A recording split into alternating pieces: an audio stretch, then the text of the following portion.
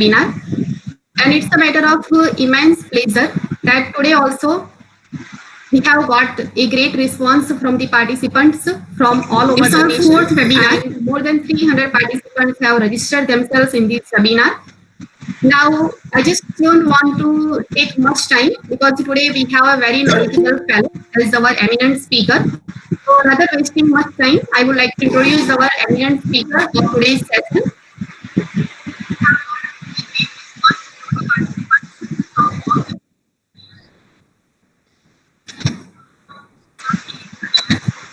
Ma'am, your voice is not audible. About Mohanraj sir. He is the speaker of today's session. We have today Dr. Mohanraj sir. I am giving you his brief introduction. Dr. Mohanraj sir, he worked as a teacher educator at the English and Foreign Languages University, Hyderabad, India. He has a teaching experience of more than 40 years. He has published nearly 200 research papers in national and international journals. He has also authored course books and books on teaching English. He is recipient of Professional Teaching Award from TESOL in the year 2010. His major areas of interest are teacher education, materials development, and education technology. And at present, he is working as academic advisor to the Netaji Subhash Open University in developing their curriculum and courseware for MA ELT program. Now today, he is going to give his lecture on the topic Basics of Research in ELT. And I am very much sure that lecture will be very much informative. And now I just stop here because everyone is very much curious to listen to our eminent speaker. Thank you very much. Just for a second, Rupa ma'am. Yes. Thank you, Mittal ma'am. Now I would like to invite our Honorable Principal, Dr. Manoj Patel sir, to address all the attendees. Manoj sir? Yes. Hello. Good afternoon, Yes. all of you. Good afternoon. Ma'am, Mittal ma'am, stop presenting your screen. Shri Ramakrishna सेवा मंडल संचालित आनंद arts college के IQAC के अंतर्गत आयोजित इस webinar में मैं आप सबका स्वागत करता हूं। First of all, I would like to welcome Dr. Mohanraj, who is eminent speakers and eminent personality of the English world. Our IQAC department and Department of English is organized the fourth webinar today. I want to say about this webinar.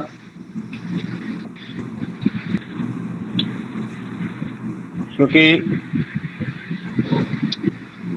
अब इस technology के बिना हमारा काम मुमकिन नहीं होगा। अभी दुनिया बदल रही है, समय बदल रहा है, स्थितियां बदल रही है।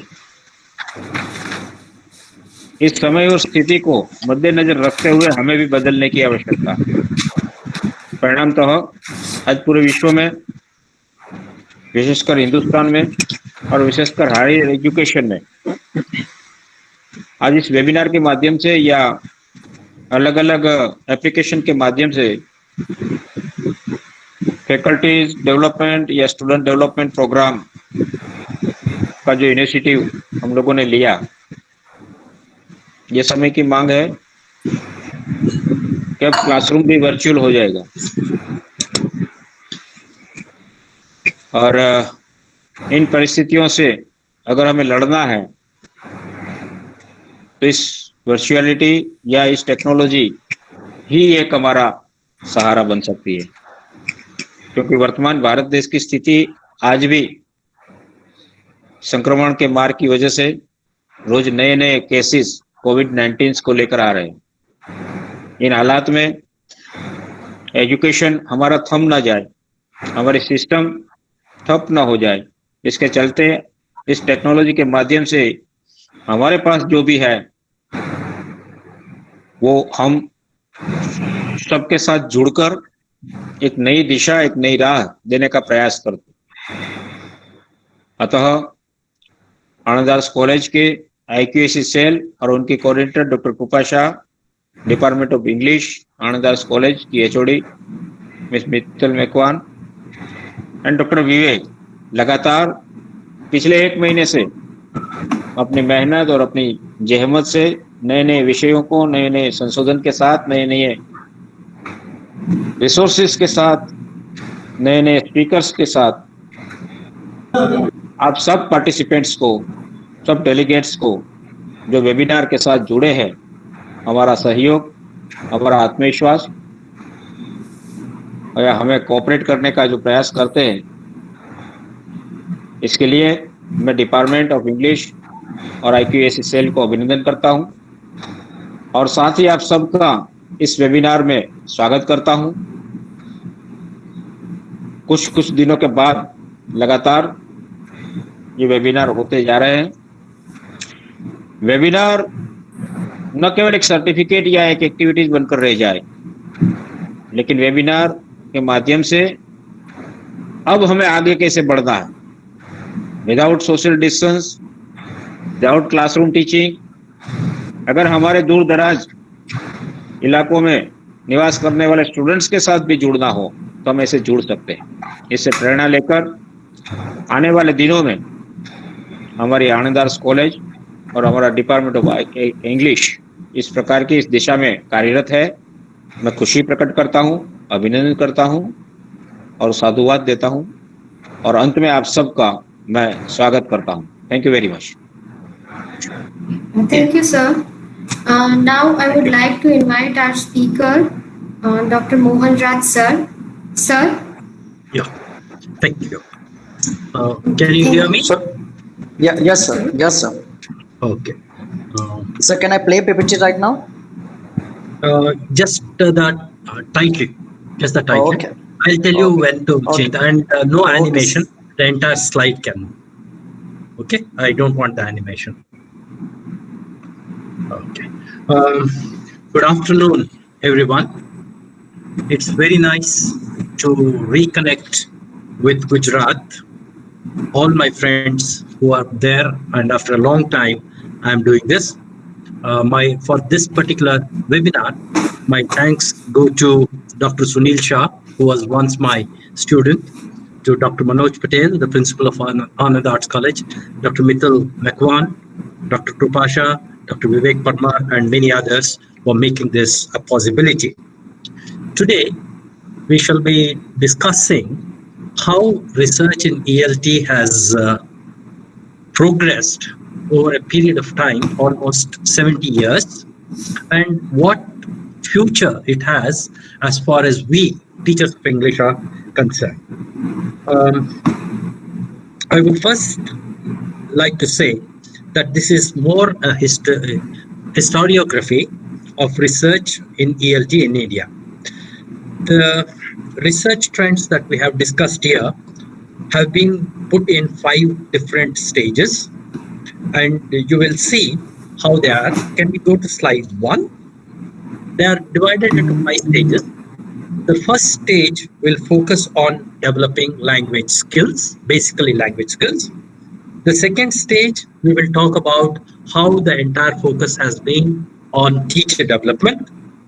On the third, we will talk about language interference. In the fourth stage, we will talk about SLA. SLA stands for Second Language Acquisition and theoretical studies associated with it. And finally, we will talk about how computers and internet have brought about a lot of change in our research. This is in 2 ways. One, it talks about research. While talking about research, it also gives you some sort of a sense of the development of ELT in the country. First slide, please. The next one. Next one. Vivek, could we change the slide? Yeah. This one, the entire slide can. Yeah. This is the first, I call this the first stage, and I simply call it a brief historical perspective. And there are 6 points that I have put up on this particular slide. Right, so there are 6 points. Now, what does this really mean? In the first stage, the entire research was simply skill focused. This is almost, if you go back in terms of time, in 1960s and 70s when ELT research began in India, the entire focus was largely on developing skills. So it was either developing reading comprehension or developing listening skills, developing writing skills, developing speaking skills, or new ways of teaching grammar, or new ways of teaching vocabulary. These were largely the topics that we were focusing on in our research. Now, why was this so? Because our entire understanding of language teaching was very limited. We thought language teaching was simply imparting 4 skills, LSRW, or listening, speaking, reading, and writing. And the major method of teaching was something called the structural approach, which simply means I go to the class, I say something, my learners listen to what I say, they repeat exactly what I say, and that's how they learn. This was the belief. This was because of what we call the behavioral linguistics and the behavioral psychology that we had at that particular time, and that was what it was. So we could think of reading as a major focus of research. So what did they do? I know how to read Gujarati. Because Gujarati is my mother tongue, I have learned it right from my childhood. Does my ability to read in Gujarati influence my reading in English? This was all that the research was. And there have been a large number of researchers. In fact, one of the seminal researchers in this field happened in the Kendriya Vidyalaya in Vallabh Vidyanagar. Vallabh Vidyanagar is not very far from where you people are. And one student worked on the transfer of reading skills from Gujarati to English and Hindi to English, because it was Kendriya Vidyalaya, and he found that the transfer was negative. This happened way back in 1981 or 82, when many of you were probably not born. Exactly similarly, there was also a problem of developing listening skills. A lot of research happened on listening skills. This was largely because the sound system of English and the sound system of Indian languages is not exactly alike. There are quite a few differences, and because of these differences, we tend to hear what we want to hear rather than what we should hear. Without offending anyone, let's think of a word as it is pronounced in Gujarat. Think of a word spelled with S-H-O-E. Okay, and this word exists in Gujarati for a question word. It's an interrogative word. But when we refer it to an object in English, it's almost pronounced wrongly because of the problem with sh and s in Gujarati speech. This is very, very common. I'm giving one example. And even when I am speaking English, when I use sh or s, a Gujarati listener is not able to make a distinction. Why this happens was point of research. This was one of the research problems that was taken up earlier. Exactly similarly, there were problems with lots of problems with writing skills. Quite a few theses have been produced in the area of writing skills. Now, what happens in writing skill? Now, if you look at Indian languages, the type of organization that we have in Indian languages is not the same as the type of organization we have in English. Now, English has unfortunately influenced our mother tongue. This is, in fact, it should have been the other way, but English has strongly begun to influence our mother tongue. And therefore, today we are thinking of our mother tongue grammar in relation to English grammar. This is something that we should not be doing. And in this context, people started looking at the type of English that we write. Most of our students, even today, most of our students are not very proficient as far as their writing skills are concerned. And how do we improve their writing skills? Is it simply by teaching grammar and vocabulary? Or is there something beyond grammar and vocabulary called discourse studies?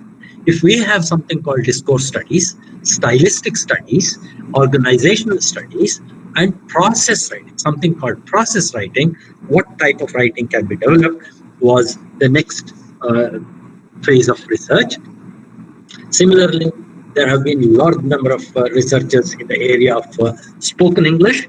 I don't want to talk about this because there has been a lot of disservice that has been done rather than service. It's almost impossible for us to speak like the British, and I don't think we need to speak like the British. If we are Indians, maybe we can speak like Indians, but we can still have a neutral accent. This is something that I firmly believe in. And skills are developed. You cannot develop skills without content. And the content comes from grammar and vocabulary. So now there are various ways in which we can teach grammar. Now, what does this mean? Now, for example, when we began teaching English way back in 60s and 50s, the larger method of teaching, larger approach to language teaching was structural, which means formal grammar had to be taught. Soon we realized that formal grammar has a large number of weaknesses. Is it possible for us to change formal grammar into functional grammar? If it is functional grammar, what type of situations can we create? What type of functions can be prescribed? And how functions and grammar can be related? And we began with something called notional grammar. We began with something called functional grammar. We also began with something called communicative grammar, and how these grammars had to be taught. Whether teaching grammar like this is better than teaching something called Wren and Martin grammar, that was the focus of research. And a similar research also took place in the area of teaching vocabulary. And teaching vocabulary also had lots and lots of problems. What were the problems with teaching vocabulary? Now, vocabulary was thought to be teaching meaning and spelling. Does vocabulary teaching restrict itself to teaching of meaning and spelling, or does it go beyond meaning and spelling? Can we think of words, their synonyms, their antonyms? Can we think of words in association? Can we think of word building exercises? Can we think of crosswords? A variety of things is what we had to think of. This brings us to the second stage. Okay, this is the slide. Let this slide stay. This brings us to the second stage. Okay, now we know what we have to teach. But do we have the right people who can teach it properly? What is our physical infrastructure? What type of teachers do we have? If we have teachers of this type, and if we have a particular type of infrastructure, what do we do? The foremost problem that we have in India is that of the size of the class. Okay, a large class. Again, when we think of the large class, the size of the class may change from place to place. In a school, a class of 60 could be very large, whereas in a college, a class of 60 could be very small. It's always relative. And also from place to place, it could change. If you go to any of the European countries, a class of 20 is supposed to be a very large class. Whereas in India, 20 is certainly not a large class. So in India, we have large classes. Our society is such that we have some sort of a large class as a norm, or anything that is large is norm, or a facility that is provided for a certain number of people is always used for by a more number of people. For example, let's think of a bus. In a bus, 50 or 55 people can go in comfort. But if you have seen the buses in our country, more than 70, 80 people can go comfortably without any complaint. They go. Or something meant for 50 people is utilized by 80 people. Exactly similarly, a classroom structured for 40 students accommodates 60 students. In a college class, a classroom suited for 60 to 80 students accommodates 100 to 120 students. Now, if we have large classes, what type of teaching can we have was the focus of research. Now, there are quite a few researches in this field, and one possible solution that sorry video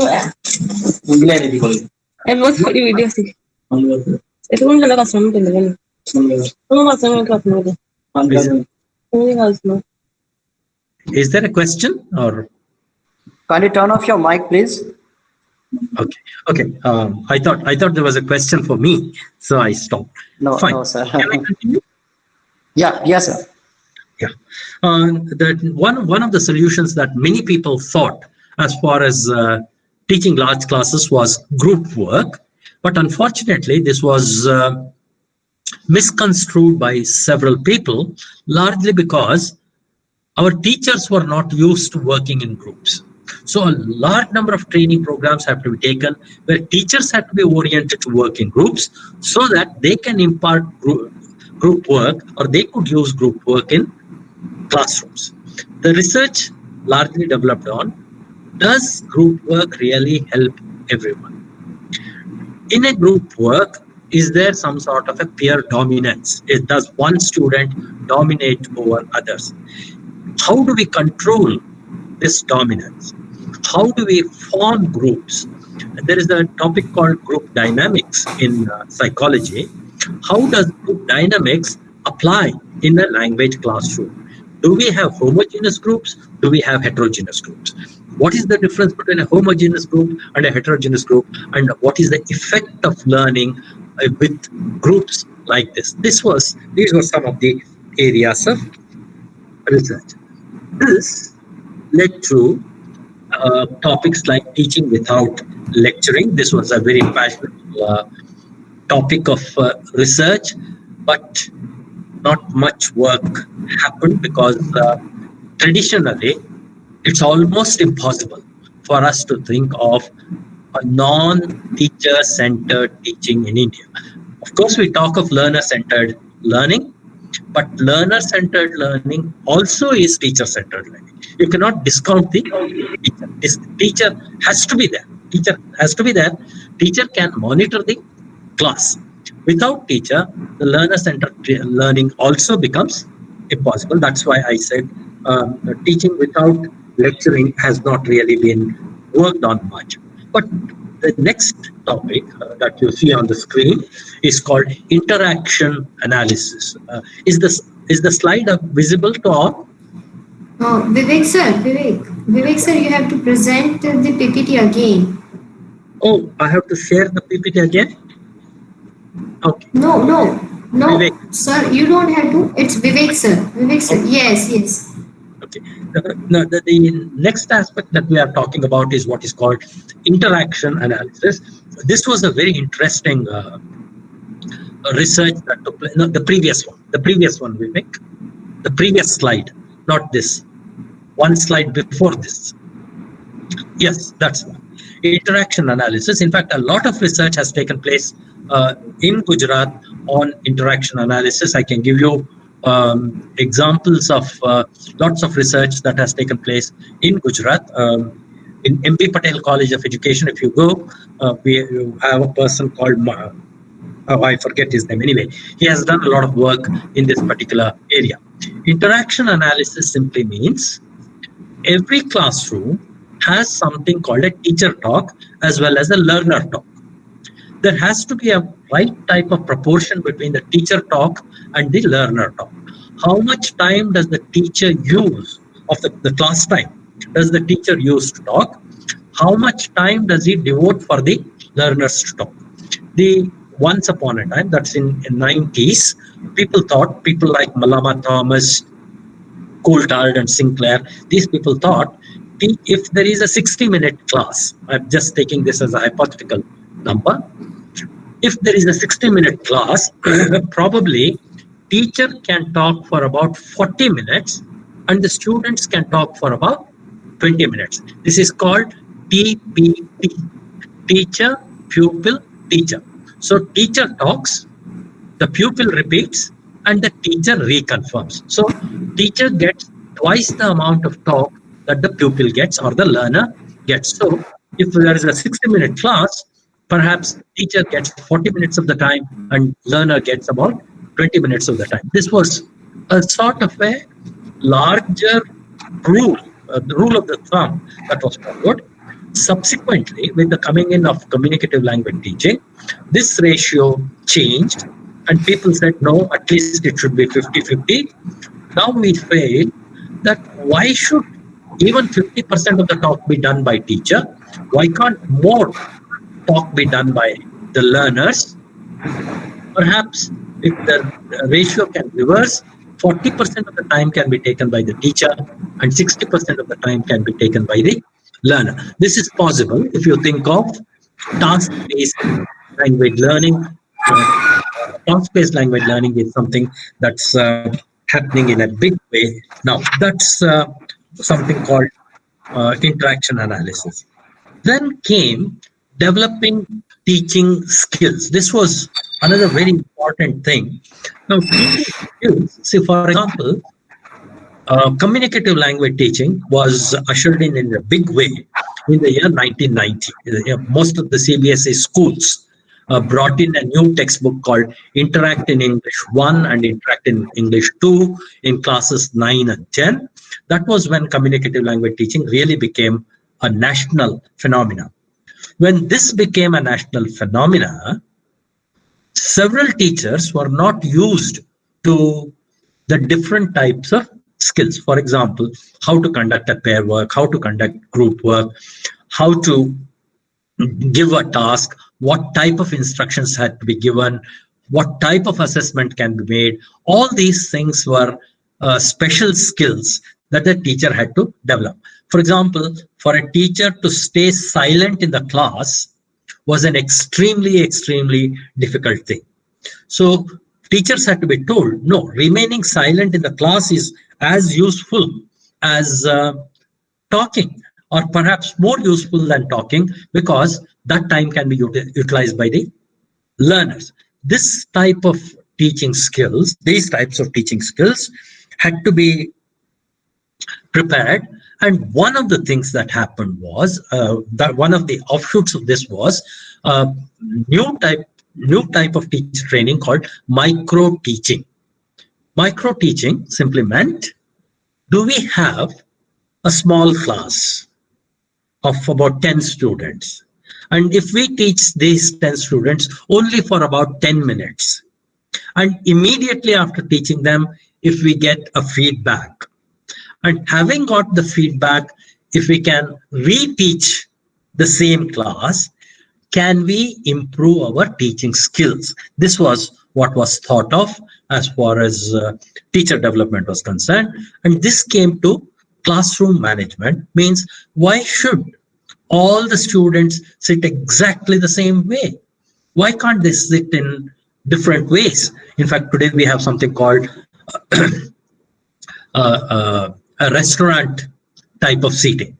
Means there are individual tables around which 4 students can sit, 3 students can sit. Can we have movable furniture which can be easily carried from one place to another? Can we have groups of 6 people, 8 people, 10 people, or we can even have 2 people? Is this possible? And if that is the case, suppose I go to a college classroom and I have 100 students. And I divide these 100 students into 10 groups of 10 students each. Now, how do I pay attention to all the 10 groups? If I pay attention to one group, what will happen to the other 9 groups? How do I manage my time? How do I give instructions? How do I monitor the work of each individual? This is what involves in classroom management, and plenty of research has happened. In fact, this morning while I was talking to Dr. Krupasha and Mithil, I mentioned a name called Sulba Nataraj. Dr. Sulba Nataraj, who was in Vallam Vidyanagar. Her PhD is in this particular area, and it's a wonderful work that she has done. Can we go to the next slide? The next slide, third stage. Thank you. Yeah. Now, having got all the teachers, everything, first we looked at teaching language skills and content, then how to prepare the teacher and how to improve the classroom situation. Now we come to language interference. Okay, we have good teachers, we have excellent language teaching skills strategies, but our children don't learn English as mother tongue. They should not. They already come to the class with their mother tongue. Obviously, their pronunciation is affected by their mother tongue. Their grammar is affected by mother tongue.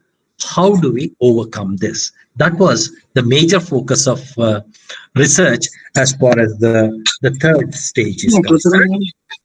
Now, does language interfere in our language teaching? Mother tongue, really, does it interfere? Now, this was the old idea. Now we say mother tongue does not interfere, but it influences my learning. For example, I know a few words in my mother tongue. I can certainly recognize them as nouns.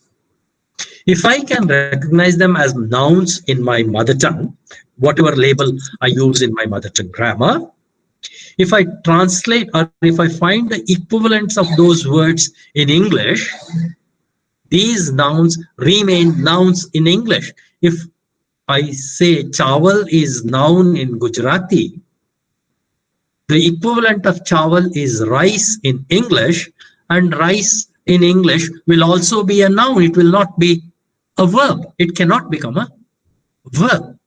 Now, this is how we have to take help of mother tongue in teaching English. Can we do that? Can we also see that many of the things that we speak, for example, in my mother tongue, what are the reasons why I ask a question?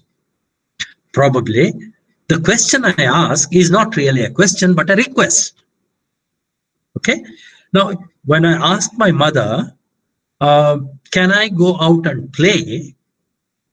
Is it a request or a question?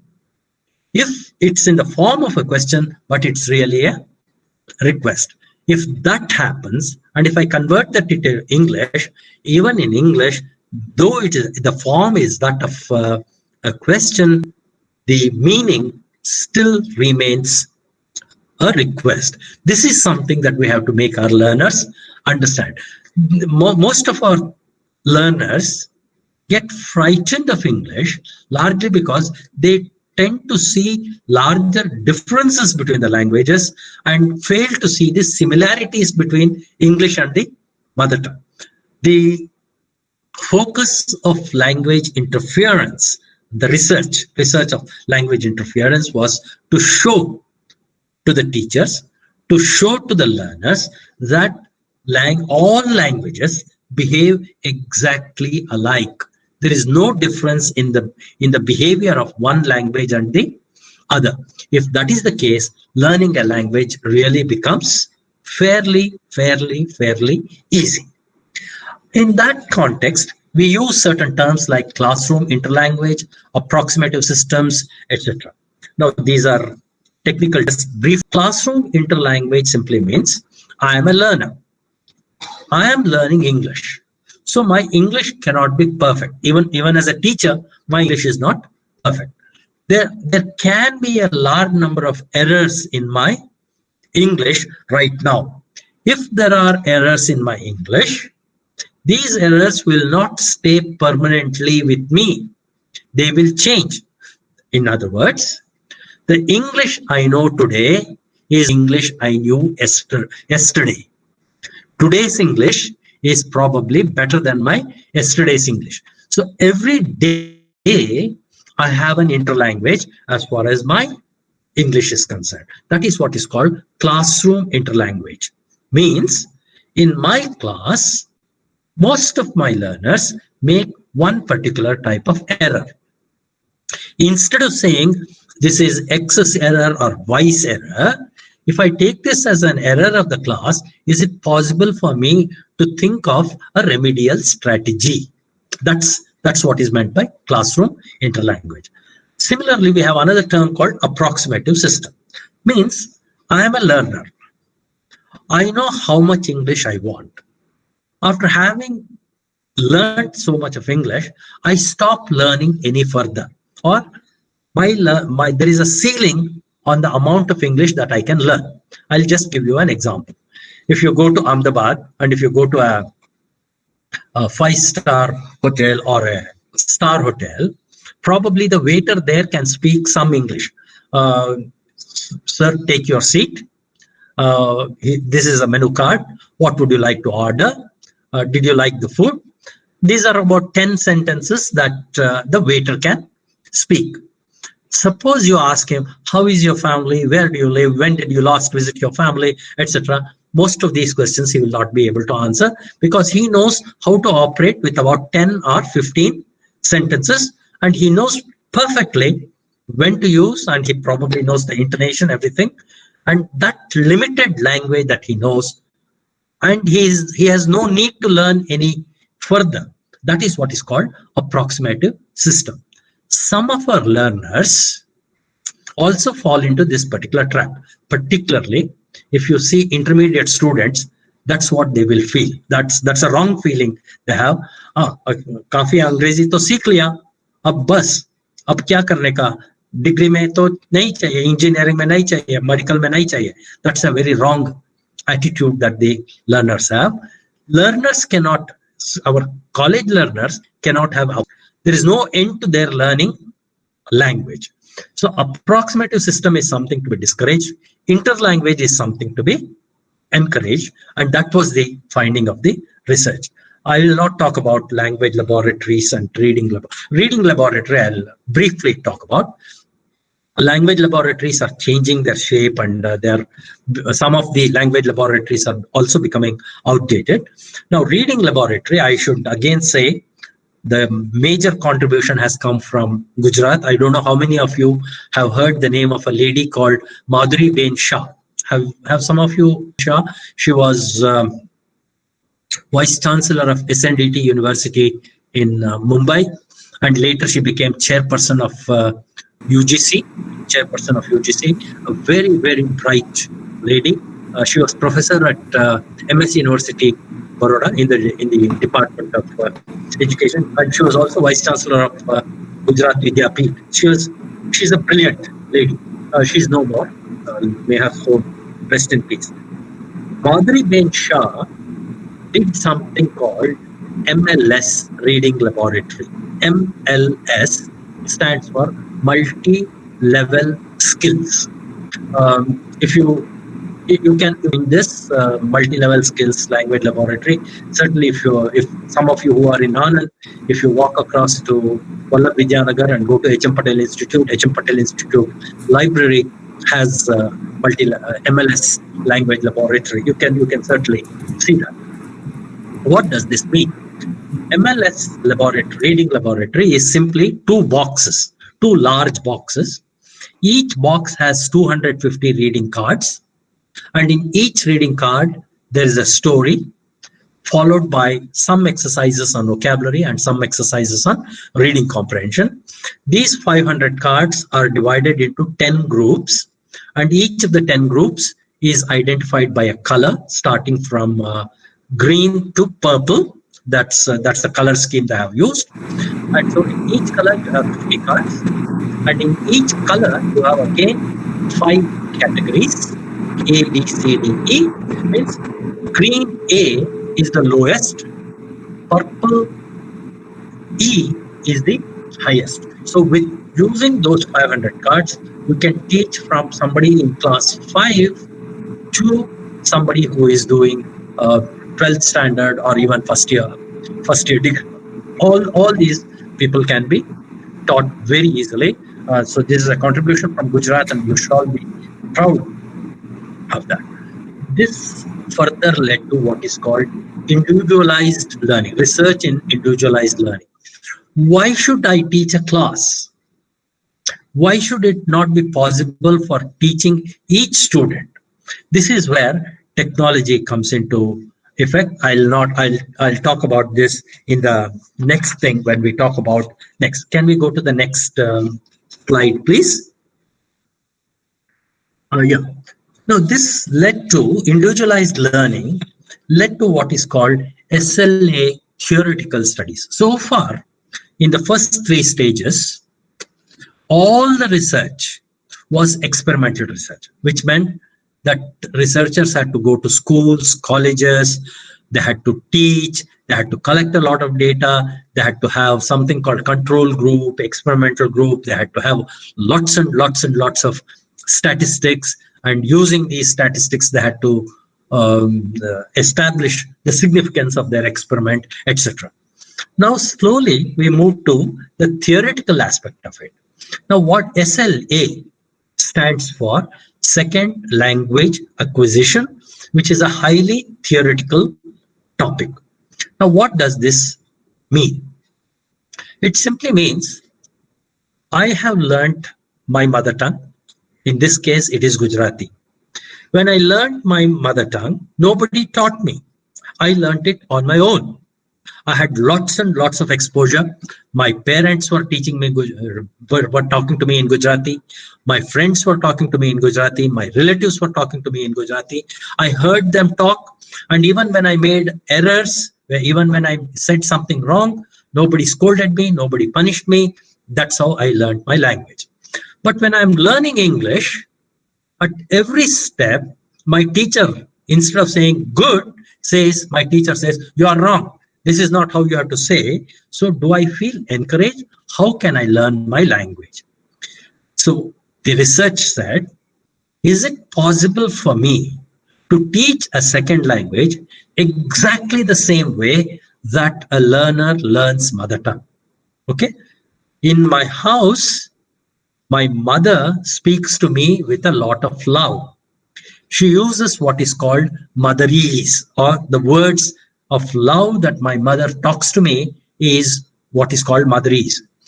Can the teacher take up the role of a mother? Can the teacher be as affectionate to the learner as a mother can be, and probably involve the learner not just in reading the lesson, but using language in a variety of ways, like language games? Okay, don't make language the obvious thing, make it the unconscious thing. So by indirectly, it is possible for you to teach a lot more language. That's the use of language games.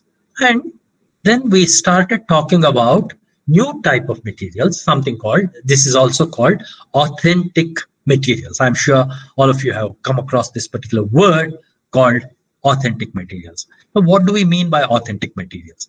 Authentic materials are those materials that are useful to me immediately.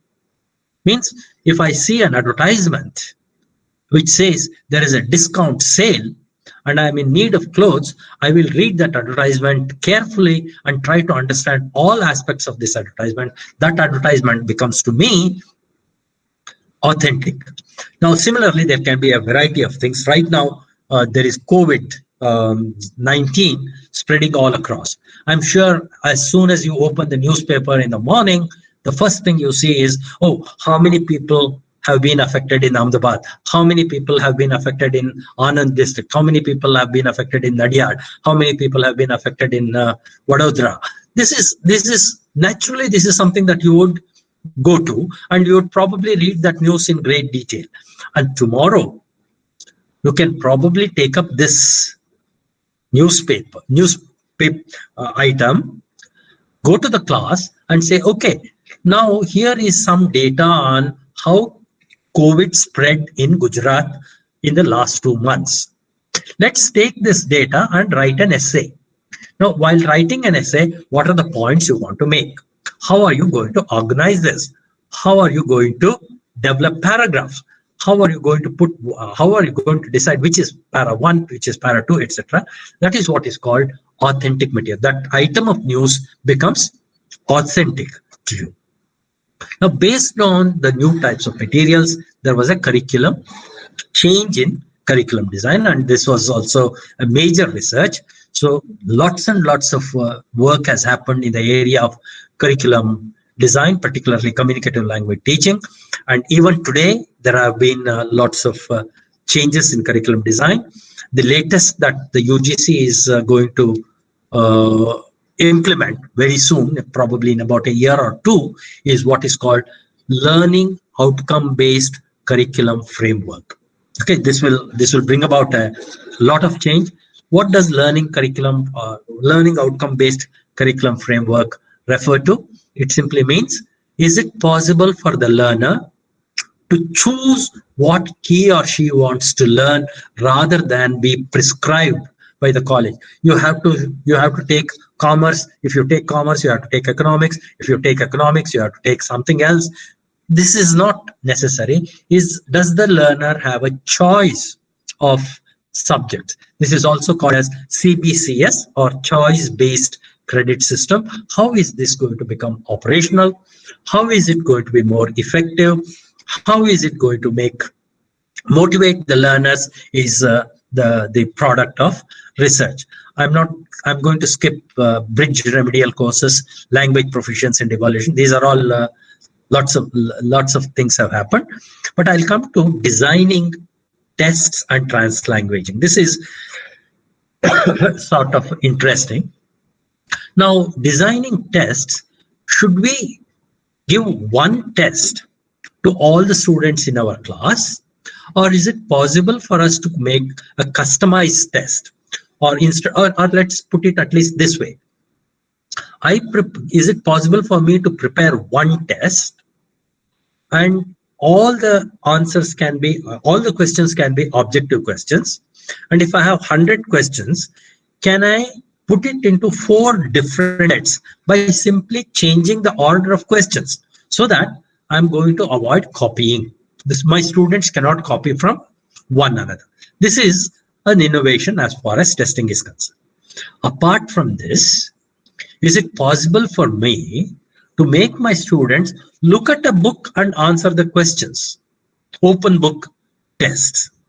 Is it possible for me to give a question where the answers can be as many as 10 to 12 different possible answers, open-ended questions? So how do we make our tests more meaningful to our students? Is the question paper that we produce the only type of testing we can have, or can we have different types of tests? Is the research that has taken place. And translanguaging is something that's very interesting, which means in my classroom, my students are learning English. I have given them a task, group task. While working on the group task, some students use mother tongue or Gujarati instead of English. Is it good or bad? The research says, what is wrong if my students, while working in group, talk to each other in Gujarati? Ultimately, because of this discussion, the final answer they are going to write in English, the quality of the answer will be better, which simply means this. I am used to speaking in my mother tongue. This simply means I am also able to think better when I speak in my mother tongue. So the writing an essay is a thinking process. I am not able to think in English. Therefore, I do the thinking in my mother tongue and translate that thought into English and express my ideas in English. if this can happen, probably that's a very good thing. That's what is called translanguaging, and there has been a lot of research in the area of translanguaging. Can we go to the next slide, please? The last there.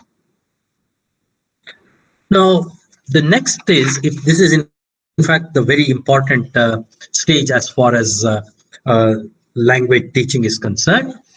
Now we have something called computers. Computers, I don't know whether, suppose we didn't have computers today, this webinar could not have been possible. Computer and the internet, this webinar could not have been possible. Computers came into language teaching sometime in the year 1985, but that was very, very preliminary. Real computer language learning became possible only in the 90s, and certainly much more after 2000 when internet became much more popular. Now, one thing I want to say is computers are basically designed to work with numbers. Our job is to work with language. Is there any similarity between language and numbers? Now, numbers, how many numbers do we have? We have only 10 numbers from 0 to 9. That's all we have. These 9 numbers, using simply 4 operations called addition, subtraction, multiplication, and division, you can do any sum. Just 10 numbers and 4 operations. Now let's come to language. Language has 26 letters and a few rules by which these letters can combine to form words. So these 26 letters have given rise to more than 1 million words. That's one. Secondly, the words combine to form sentences using about 200 to 220 rules. Roughly 200 to 220 rules of sentence formation is all that we have as far as English language is concerned. Now, using 1 million words and 220 rules, how many sentences can be produced? Infinite. Really, really infinite. Now, if computers can work with 10 numbers and 4 operations, why 6 letters and some rules? This was the thought that came into the minds of linguists, and so computers became a possibility as far as language teaching is concerned, and this was called CALL, or Computer Assisted Language Learning. This was long ago. Now, I'm not going to talk about frequency counts. Frequency counts is dated. Now, learning became extremely successful, particularly because we were able to teach vocabulary, we were able to teach grammar, we were able to teach reading, we were able to teach writing. We were also able to teach spoken English to a large extent because e-dictionaries and soft copies of dictionaries became available, and soft copies of dictionaries had the audio inputs in them. So teaching pronunciation was also became a possibility. Now, along with that, another major invention that happened in the area of ICT was the discovery of artificial intelligence. Now, what is artificial intelligence? Artificial intelligence, simply, I'll just try and make it as simple as possible. Computers have one particular type of thinking called algorithmic thinking, which means they can only compare and substitute. They will compare the data that you have given with the data they have, and they say it matches or does not match, either reject or accept. And this is called vertical thinking, or this can go only in one direction. Artificial intelligence simply says, instead of thinking vertically, is it also possible for us to think horizontally? Means, why should we only substitute? Why should we not be able to create new sentences? And this gave rise to a newer field called natural language processing. Means, is it possible for me to create a new language? Is it possible for me to create a new sentence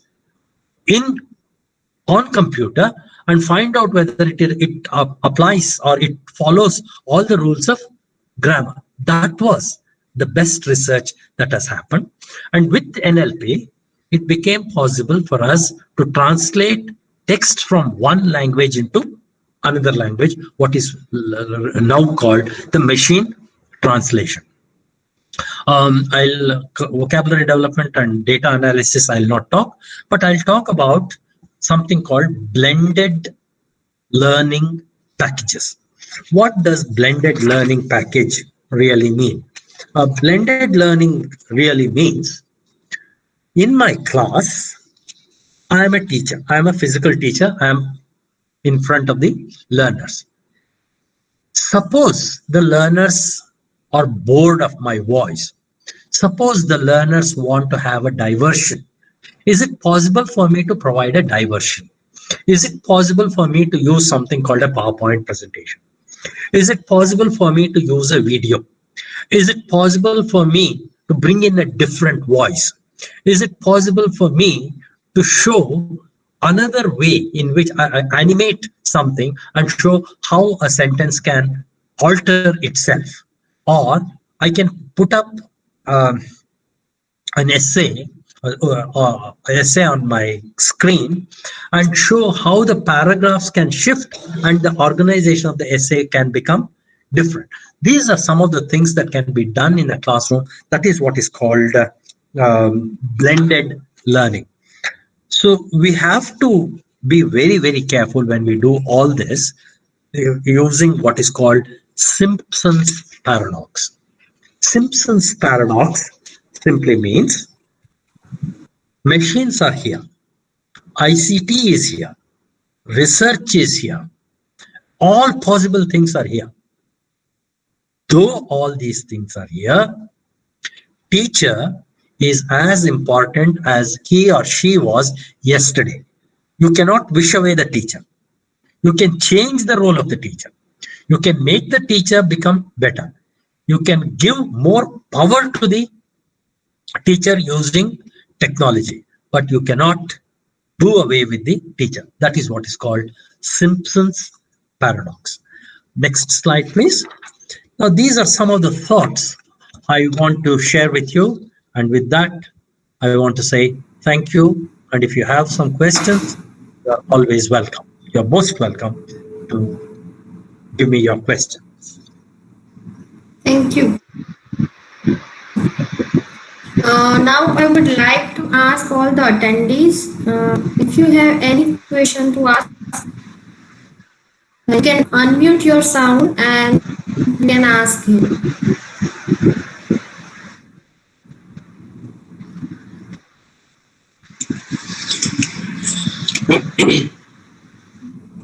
Vivek sir? Yeah.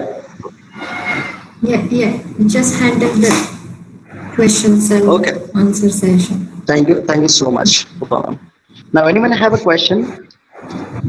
Is there anyone who would like to ask the question to sir? If you want to write it somewhere, then we will do that for you. Can I speak, ma'am? Yeah, why not? Please. Yeah. So in all these developments, technological developments, we tend to forget and also the teacher's anxiety. Ma'am, your voice is not audible. Sorry, take your pardon.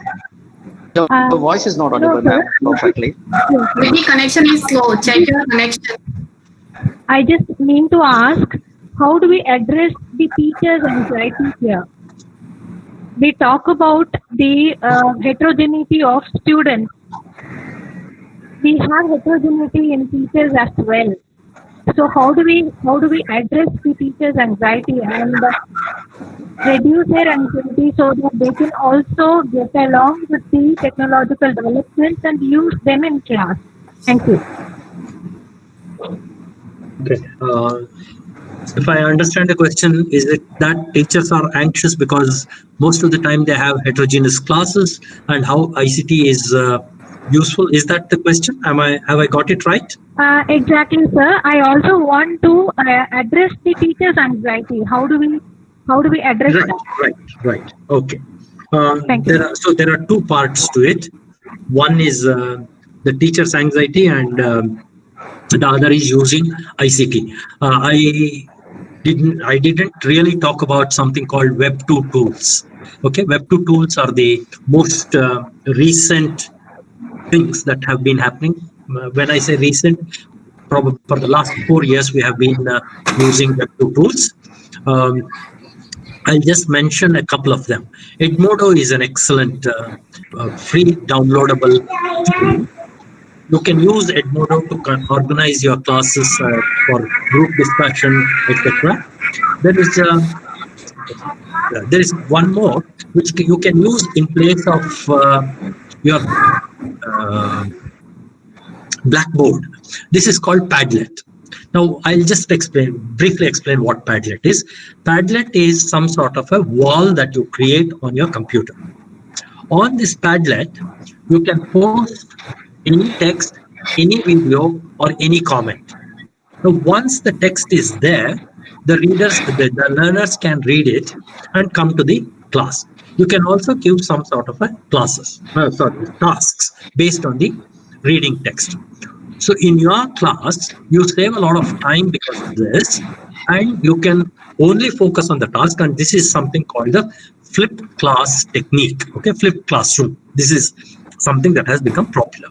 Okay, this is one part. And however heterogeneous the class is, by the type of text that you choose, and if you design tasks that can cater to various levels of students, you can address the heterogeneous class. Now let's come to the anxiety of the teacher. The anxiety of the teacher is largely because the classes are heterogeneous, the classes are noisy, the classes or even the personal fear that the students don't accept the type of teaching that is done. Now these anxieties are natural. Certainly if you are a new recruit, these anxieties are natural. For this, I don't know whether I have a solution.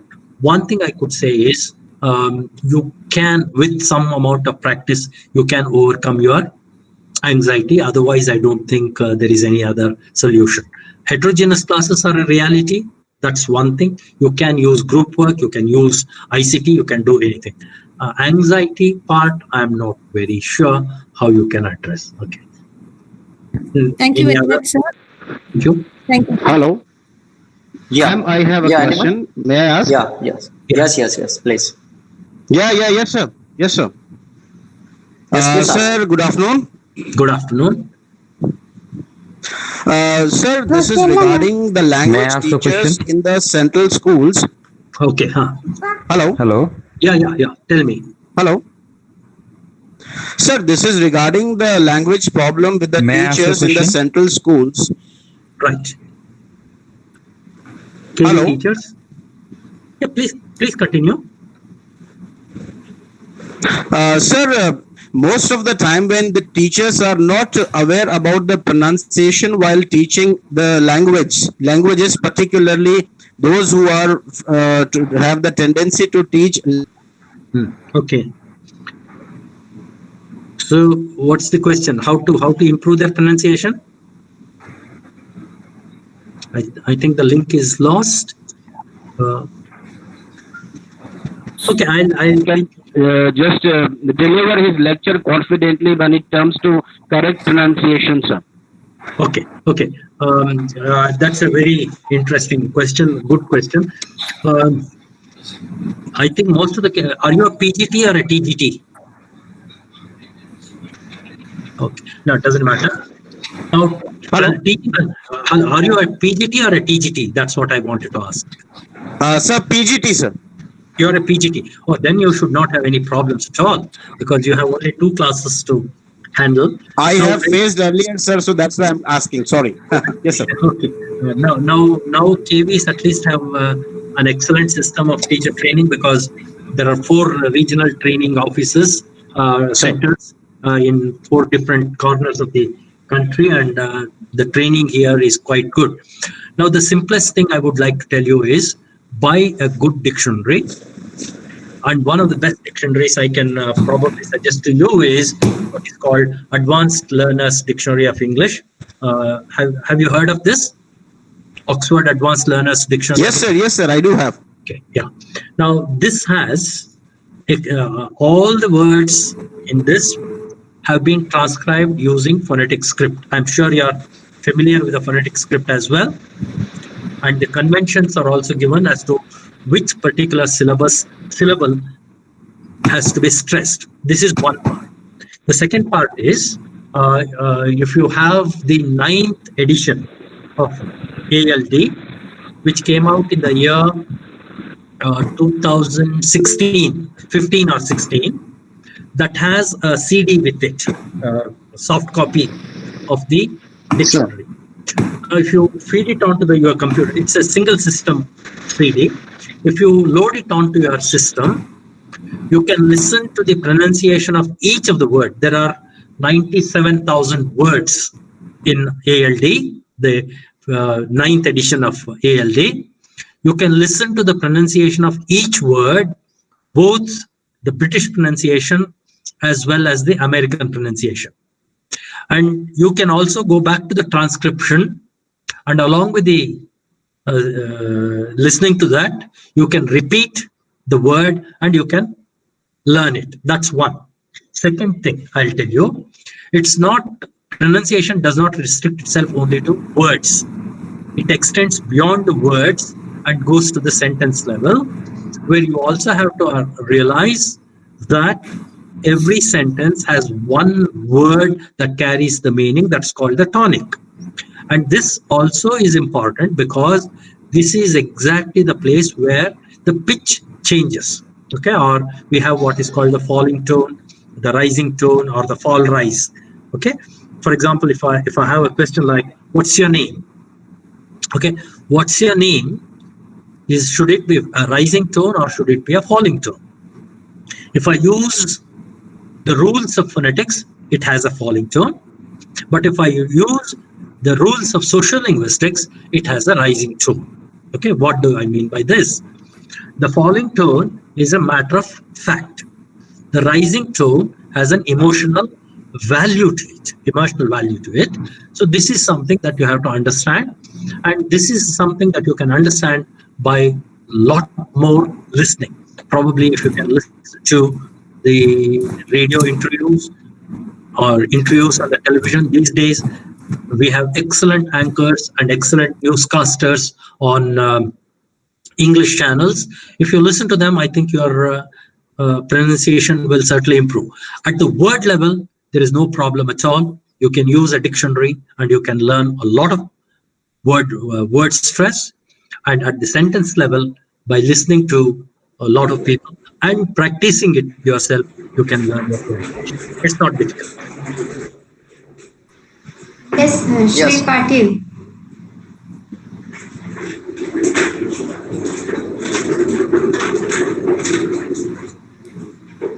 Shri Patil, if you have any question, okay. Okay. Sir. I think I have found out one more question from the chat box. Can I ask you, sir? Sure. Yeah, I think there is a narrative question, like as a summary out. In Gujarat, most of the schools and even in colleges, we can see the tutor are using grammar translation method. Okay. Even they use the ICT during teaching, so students cannot learn properly the second language. What should we do for that? Okay.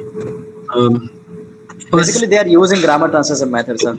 Yeah. That's right. Yeah, my first objection is to the term grammar translation method, because grammar translation method, as it is recorded in the literature of ELT, is different from what the teachers in Gujarat are doing. I'm fairly familiar with the type of teaching that happens in Gujarat. Means what you mean is, but the teacher reads the sentence, Ramu is a farmer. Ramu khedut che. Something like that. So I don't know whether my right. Okay. So that's not grammar translation method. Okay. Grammar translation method really goes back in history. It's about second language teaching, and the principles are very, very different. This is something of a method that the teacher has invented for himself or herself. Okay, it's not recorded anywhere in ELT methodology. That's point number one. But I have to appreciate this because teachers are putting in an effort to teach something at least. Okay, the students will feel happy, the teachers will feel happy. At the end of the day, whether the students learn something or not, the parents feel happy that my son has gone to school, my child has gone to the school and come back with some notes and some learning, or can read a lesson in English and can tell me what that lesson means to him in Gujarati. This is up to that point, I think it is fine. Though the method is faulty, probably I won't dismiss it because it has some use. Now, what can these teachers do? These teachers, again, have to develop themselves, which has to happen through what is called in-service teacher training programs. Can the teacher reduce the use of mother tongue? Okay, I don't say not use mother tongue at all. No, mother tongue has a place in language classroom, even in English classroom, but it should not be word for word translation. Okay, let me give a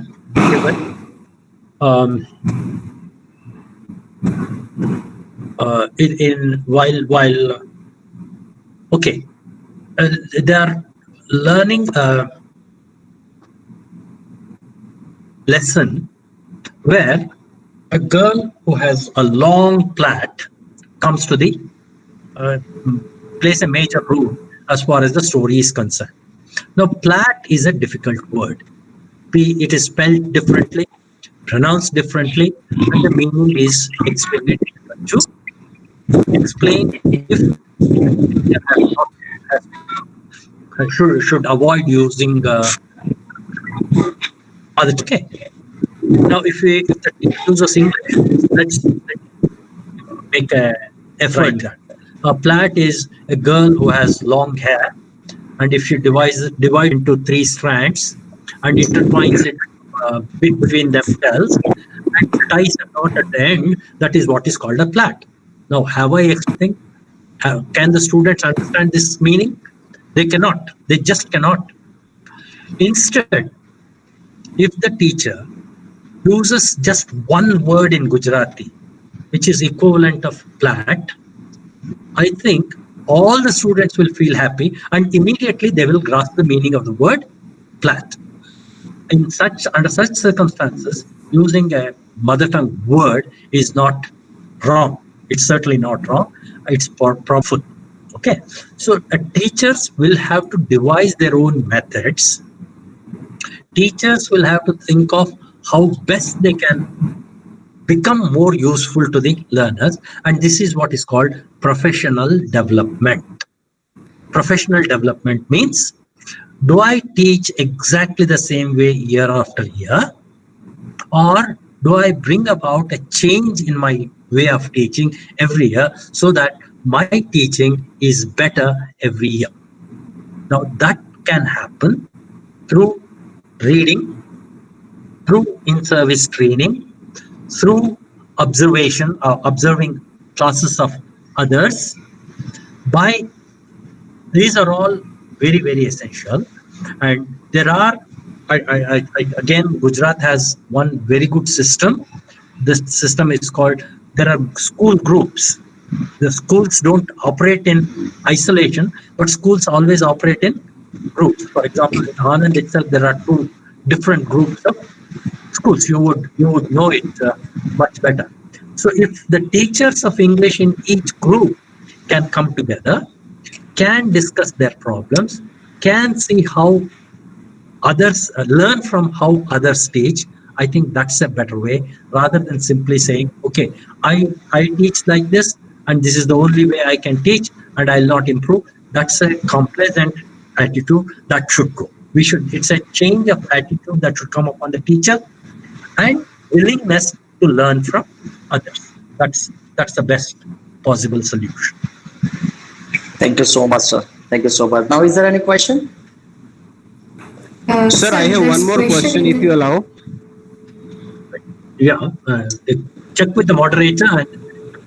Yes, sir. You can ask. Ma'am, if you allow me, please. Yep. Yes, sir. Sir, when we talk about the Indian subcontinent, generally we learn what we listen to. So Yes. what you have suggested to us is that we have to listen more to the speakers, or to see the programs, listen to the English speakers or the television interviews. Right. But Right. what has to be listened? What is the authenticity that the person is speaking is absolutely correct? Is it? Okay, that's a good question. In fact, a very, very good question, because see, I'll tell you what has happened. Traditionally in India, we learnt English more through our eyes rather than through our ears. This is what we say. Means we learnt lot more English through reading rather than through listening. That's exactly the reason why our English expression is a little quaint, or it's a little awkward. Now therefore we realize this, and therefore today we say that try and listen to as much English as possible. There is nothing wrong with Indian variety of English. Indian variety of English is as acceptable as American variety or the British variety, and it's good, quite good. Now, the second question that you have asked is, who should be your model?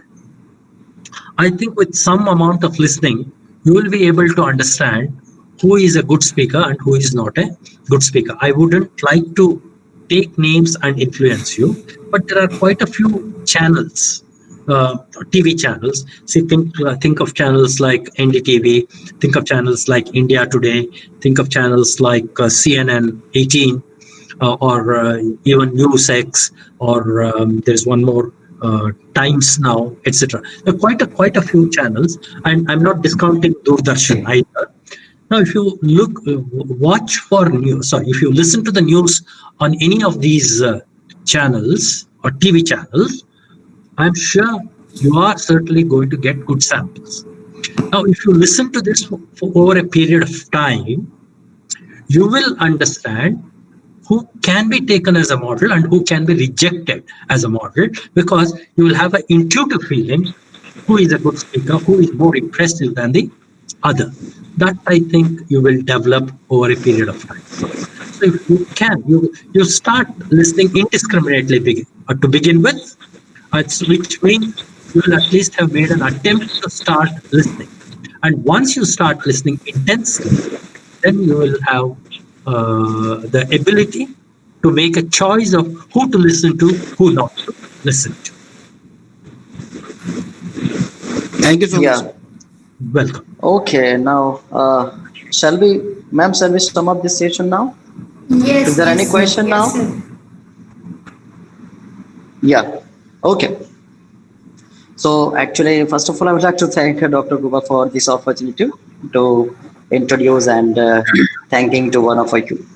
I must mention of a deep sense of appreciation for Dr. Mohanraj for accepting our invitation and sharing with us some of the best information. Sir has also enlightened us with his high front talk on basics of research in ELT. We are inspired by your invaluable words, sir. Thank you so much, sir. I'm sure that the participant must have benefited by attending the informative session. I would like to thank our Honorable Principal, Dr. Manoj Patel, sir, for his inspiring mentorship and providing us all the possible logistic support towards organizing this webinar. Thank you so much, sir. I acknowledge the unwavering support received from the faculty members, academicians, and research scholars. It is indeed a matter of pride. Thank you so much. I once again thank everyone whose contribution has made this webinar soundful. Thank you. Thank you so much for this. Thank you all. Thank you, sir. Thank you. Thank you. Thank you. Okay. Thank Please you be the very part much, of our future webinar, Thank sir. you. Sir, be the part Yeah. of our next webinar, sir. We will do that Let's in a see. future webinar. Okay. Let me. Okay. Yeah. Okay. Thank you so much, sir, for your support. Thank you very much. Yes. Yeah. Thank you. Feedback link is already there in the chat box. Kindly get it.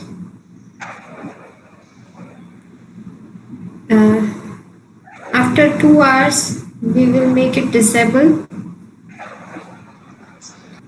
Now it is your duty to fill up the feedback form, okay? And there will no complaint will be entertained anymore. So please check it out in the chat box. You will find